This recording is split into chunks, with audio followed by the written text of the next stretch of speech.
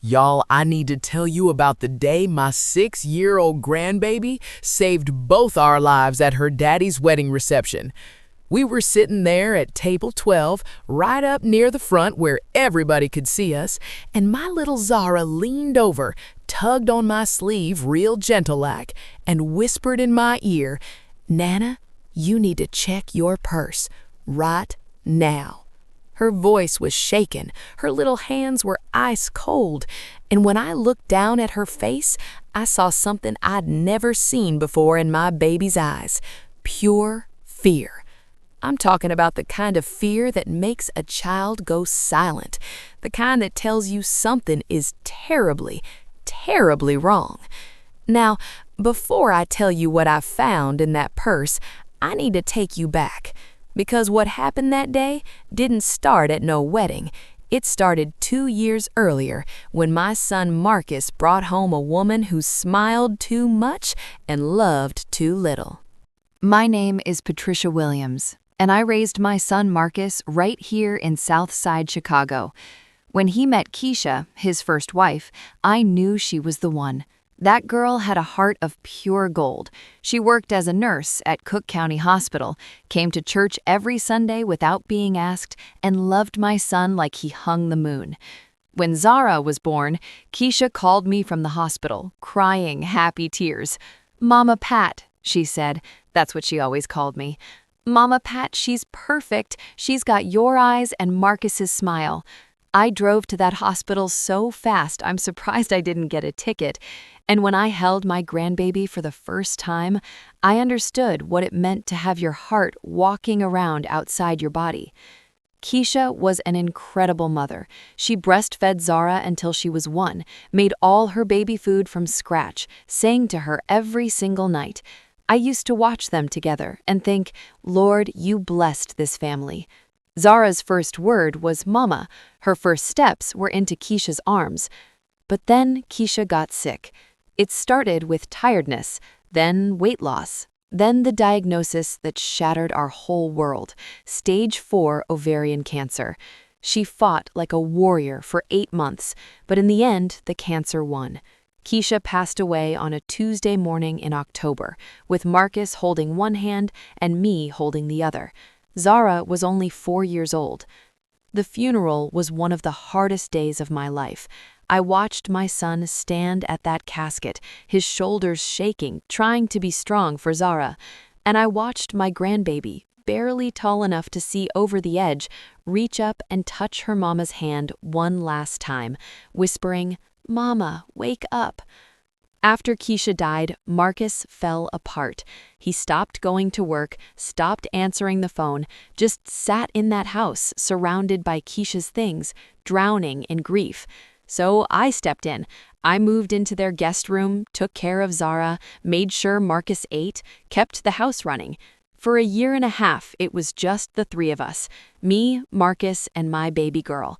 Zara had nightmares every night. She'd wake up screaming for her mama, and I'd rock her back to sleep singing the same songs Keisha used to sing. Some mornings I'd find her in Keisha's closet, wrapped up in one of her mama's robes, just trying to smell her. It broke my heart into 1,000 pieces. But slowly, painfully, we started healing. Marcus went back to work. Zara started smiling again. We found our rhythm. And then Marcus met Simone. Marcus met Simone at a work conference in Atlanta. She was a pharmaceutical sales rep. Pretty, polished, always dressed to the nines. The first time he brought her to Sunday dinner, she showed up in a white pantsuit and heels so high I don't know how she walked. She kissed me on both cheeks like we were in Paris or something and said, "Mrs. Williams, Marcus has told me so much about you." Right away, something felt off. She smiled too wide, laughed too loud, touched Marcus too much, always grabbing his arm, playing with his collar, sitting in his lap even though we had company. It felt performative, like she was trying to prove something. But what really bothered me was how she acted around Zara. When Simone first met my grandbaby, Zara was sitting on the couch coloring. Simone walked over, bent down real dramatic-like, and said in this high-pitched baby voice, "Oh my gosh, aren't you just the cutest little thing?" Zara looked at her, then looked at me, then went right back to coloring without saying a word. Simone's smile faltered for just a second.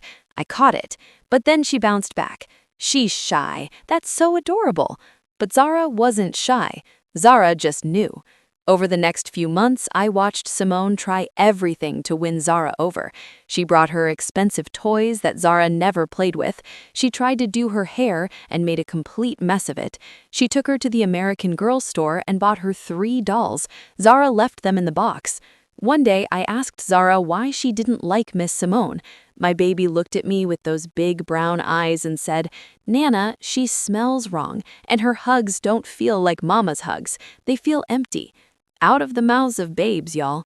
But Marcus was in love, or at least in love with the idea of not being alone anymore. 6 months after they met, he proposed. Simone said yes before he even finished asking, and 3 months later, we were at the wedding. The wedding was at some fancy hotel downtown. Everything was white and gold and over the top. Simone wore a dress that cost more than my car payment, and Marcus looked handsome but uncomfortable, like his tie was too tight. I wore my Sunday best, a royal blue dress and my good pearls, and I made sure Zara looked like the princess she is. I put her hair in 2 perfect puffs with matching blue bows, and she wore a white dress with little flowers on it. During the ceremony, Zara sat next to me holding my hand. When the preacher said, "You may kiss the bride," I felt her grip tighten. And when people started clapping, she leaned into me and whispered, "I miss Mama." I kissed her forehead and whispered back, "Me too, baby, me too." At the reception, they sat us at table 12, right near the head table where Marcus and Simone were. The room was beautiful, flowers everywhere, candles glowing, a live band playing, but I couldn't shake this heavy feeling in my chest. Zara wasn't eating. She just kept pushing her food around her plate, staring at it like something was wrong. "You okay, baby?" I asked. She nodded, but she wouldn't look at me. That's when Simone came over to our table. She was holding 2 glasses of champagne, one for her, one supposedly for me. She was already tipsy, swaying a little in her heels. "Mrs. Williams," she said too loudly, "we need to toast to family." She set the glass down in front of me. The champagne was pink, bubbly, pretty, but something about the way she watched me made my skin crawl. "Drink up," she said, still smiling that too big smile. I was about to take a sip when Zara grabbed my wrist, hard. "Nana," she whispered urgently, "you need to check your purse, right now." I looked down at my grandbaby. Her eyes were wide with fear. Her bottom lip was trembling. "What's wrong, Zara?" "Your purse, Nana, please."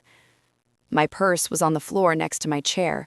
I picked it up, my hands already shaking, and opened it. Right on top, sitting on my wallet, was a small folded piece of paper. I unfolded it with trembling fingers. The handwriting was messy, rushed. "The pink drink has peanut oil in it. Don't let Nana drink it. I heard her talking to the caterer, a friend." Y'all, I am deathly allergic to peanuts. One sip of that champagne could have killed me, and Simone knew that. Marcus had told her at one of our first dinners together when I couldn't eat the Thai food because of peanut sauce. My blood ran cold. I looked up at Simone, who was still standing there, watching me with that fake smile, waiting. "Is there a problem?" she asked, her voice dripping with false concern. I stood up slowly, holding that paper in one hand and the champagne glass in the other. "Who put this note in my purse?" I asked, my voice steady even though my heart was racing. Simone's smile dropped. "What note?" I held it up. "This note, warning me that you tried to poison me." The entire table went silent. People at nearby tables started turning to look. Marcus rushed over. "Mama, what are you talking about?" I handed him the note, watched his face go from confused to horrified. "Simone, what is this?" he asked quietly. I don't know anything about that," Simone stammered. "Someone is trying to ruin our wedding." But then Zara stood up. My tiny, brave grandbaby stood up and said in a clear, strong voice, "I saw you, Miss Simone. I saw you talking to the caterer man. You gave him money and told him to put peanut stuff in Nana's drink. I heard you." Marcus grabbed Simone's arm. "Is this true?" Simone started crying, those fake dramatic tears. "She's lying. She's just a child. She's never liked me." But Marcus wasn't listening to her anymore. He was looking at me, at Zara, at that note. He called over the caterer, who admitted that yes, a woman matching Simone's description had paid him $500 to add peanut oil to my champagne. Security was called. Police were called. Simone was escorted out screaming about how this was all a misunderstanding, how she was the victim, how we were all against her. The wedding was over. Later that night, back at home, Marcus held Zara in his lap and cried, "Baby girl, you saved Nana's life. You're so brave. I'm so sorry." Zara just patted his face and said, "It's okay, Daddy. Mama told me to check Nana's purse." We both froze. "What?" Marcus whispered. "Mama came to me in a dream last night," Zara said simply. "She said Miss Simone was bad and I had to protect Nana. So I watched her all day, and when I saw her talking to that man, I knew Mama was right." Y'all, I got chills. That was 2 years ago.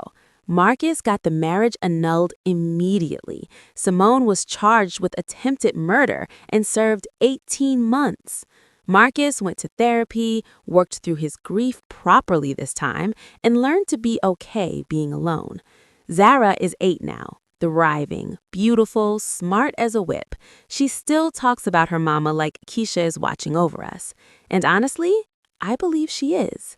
My name is Patricia Williams, and I'm here to tell you, listen to your babies. They see things we don't. They know things we miss. And sometimes God uses the smallest voices to deliver the biggest warnings.